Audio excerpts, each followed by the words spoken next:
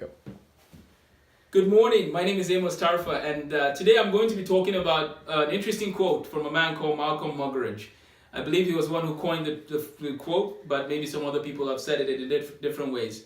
He says, "Only dead fish swim with the current. Only dead fish swim with the current." See, there's people might say there's about 4 reasons why people do the things that they do. Number one, people might do things they do because of tradition. It's always been this way, so that's why I'm going to do it.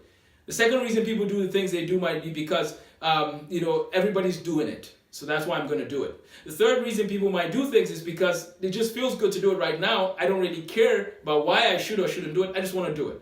And the fourth reason, of course, which would be more of a biblical reason, would be 1 Corinthians 10:31. Whatever you do, whether you eat or you drink, whatever you do it all to the glory of God. And so we live in a day and time, especially amongst young people, and this is a trend amongst all ages.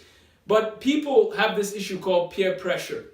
And the quote about only dead fish swim with the current should remind us that if you're going to go with the flow, just because the flow seems like the easier way to go, you are missing out on what really matters. You're missing out on actually living life as life should be lived.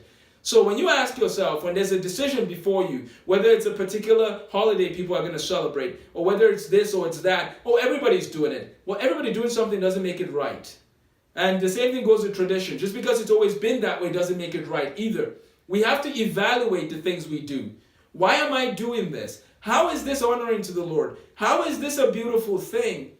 And I know some people say, well, you got to have fun sometimes. You got to do this and that. Well, here's the reality. If we settle to do that which goes against God's word and God's law, then we are basically saying it's okay to take a break from living a life that makes sense. And that's not right. So I want to encourage us to examine our lives. I need to examine my life. Why do I do what I do? And I need to make sure that I do it for the right reason.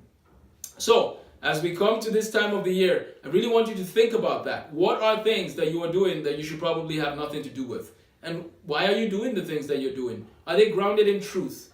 My friends, only dead fish swim with the current. Let us live lives that make sense. Let us go against the flow, even if it costs us something, because that's what Daniel did. And he lived a life of excellence. Let us strive to live lives of excellence rather than simply going with the flow. Have a wonderful day.